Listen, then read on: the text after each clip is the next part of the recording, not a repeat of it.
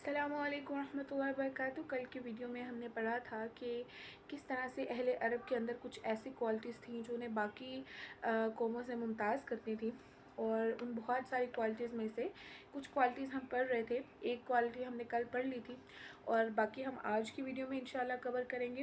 تو دوسری کوالٹی جو تھی وہ وفائے عہد کی تھی، یعنی اپنے وعدوں کو پورا کرتے تھے، اپنے پرومسز پر پورا اترتے تھے۔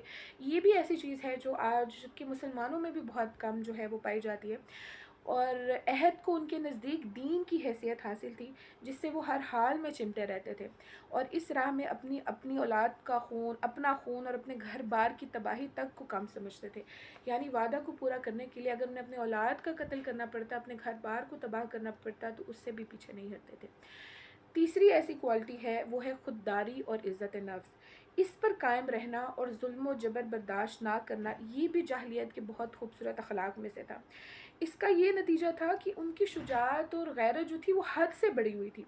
فوراً بھڑک اٹھتے تھے اور ذرا سی بات پر جنگ جدل شروع کر لیتے تھے، اور انہیں اس راہ میں اپنی جان کی بالکل بھی پرواہ نہیں رہتی تھی۔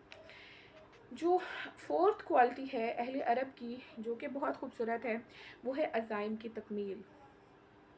یعنی اہل جاہلیت کی خصوصیت یہ بھی تھی کہ جب وہ کسی کام کو اپنے لیے برکت سمجھ کر اس کا آغاز کر دیتے تو پھر اس کو مکمل کرنے پر تل جاتے تھے، اور دنیا کی کوئی رکاوٹ انہیں اس سے روک نہیں سکتی تھی، اور وہ اپنی جان پر کھیل کر اس کام کو انجام دیتے تھے۔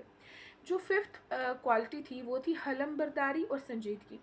یہ بھی اہل جاہلیت کے نزدیک بہت قابل ستائش خوبی تھی، مگر یہ ان کی حد سے بڑھی ہوئی شجاعت اور جنگ کے لیے ہمہ وقت آمادگی کی ایک بہت بڑی وجہ تھی۔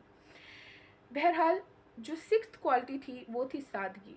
یعنی کہ وہ یہ آج کل جس طرح سے ہم بہت ساری جگہوں پر، بہت سارے فنکشنز پر بہت اوور خرچ کرتے ہیں، اور اپنے آپ کو اوور سپینڈنگ کی مصیبت میں ڈالتے ہیں، اپنے آپ کو بہت سارے قرضوں کی اور عجیب قسم کے لائف سٹائل کے پیچھے ہم بھاگتے ہیں، لیکن وہ ان تمام آسائشوں، ان کی تمام آلائشوں اور ان کی داؤ پیچ سے بالکل ناواقف تھے، اور اس کا نتیجہ یہ تھا کہ ان میں سچائی اور امانت داری پائی جاتی تھی، اور وہ فریب کاری اور بدعہدی سے دور رہتے تھے۔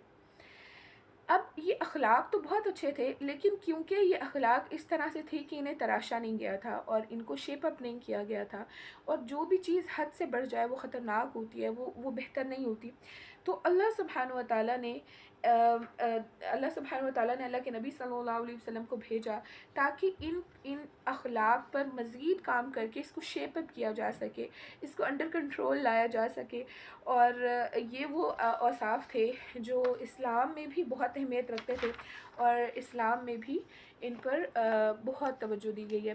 انشاءاللہ کل ہم اللہ کے نبی صلی اللہ علیہ وسلم کی ولادت کے بارے میں پڑھیں گے۔ تب تک کے لیے اللہ حافظ۔